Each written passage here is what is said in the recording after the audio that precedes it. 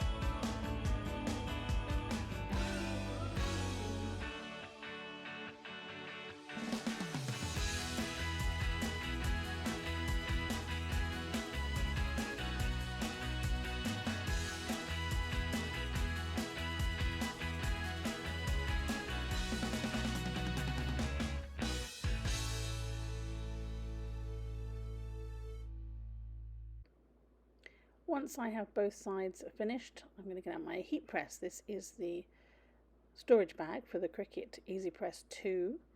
I may have come in two different colours. I have the white and raspberry one.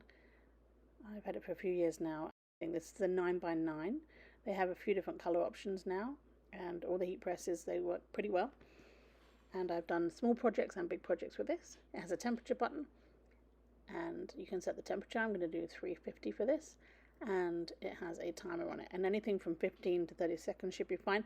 But you can look up in the Cricut heat press guide what you need for the supplies that you're using. So I'm using a wood round that I got from Michael's. I believe it was $20 something. It's Make Market, so it's their own brand, and it's pre-finished, pre-painted. It's even got a hook on it. I didn't have to do very much to it at all. So this is a quick, easy project. I'm just going to heat up the wood before we start, just to get rid of any moisture. A couple of seconds, and then I take my first cut out design and figure out where I want it to go. Before pressing, make sure you have some parchment paper sheets. Now these ones just from the grocery store, but you can get it in your infusible ink package or any ones that you have are fine. Parchment paper. And then you press it down, press the green Cricut button to go, and then wait for the seconds to count down. It does require a little bit of pressure for this, and if the design is bigger than the heat press, you might need to move it and continue to press it. I like to use my brayer because it really does press things down. I use it to stick the vinyl to the mat before I cut, and again, after a project like this, you don't have to use this. If you don't have one, it doesn't matter. But it's pretty hot, so I don't really want to press it down with my hands, so the brayer really helps. Stick around because I do have a small mistake in the vinyl with the last bit that I press, and I'm going to show you how I fix that mistake. But for the meantime, I'm just going to speed this up for a sec, just while we press everything down.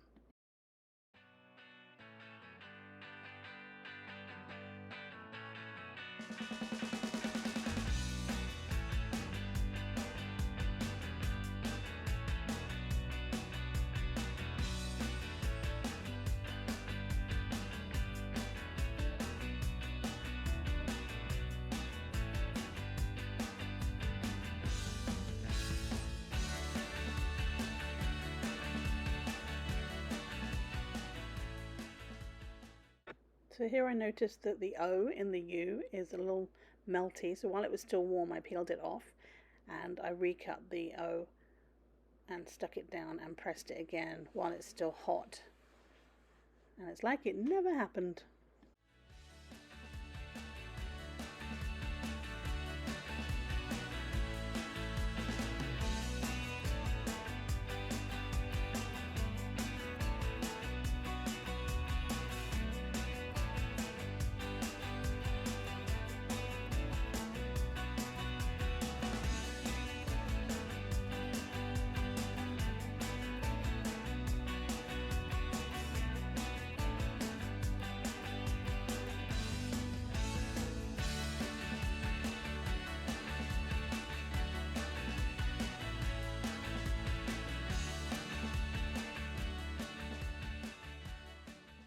And that's it.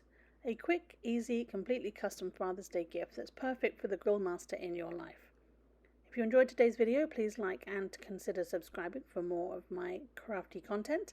You can also find me on all the socials, on TikTok and Instagram under Handmade by Cat Slade. See you next time.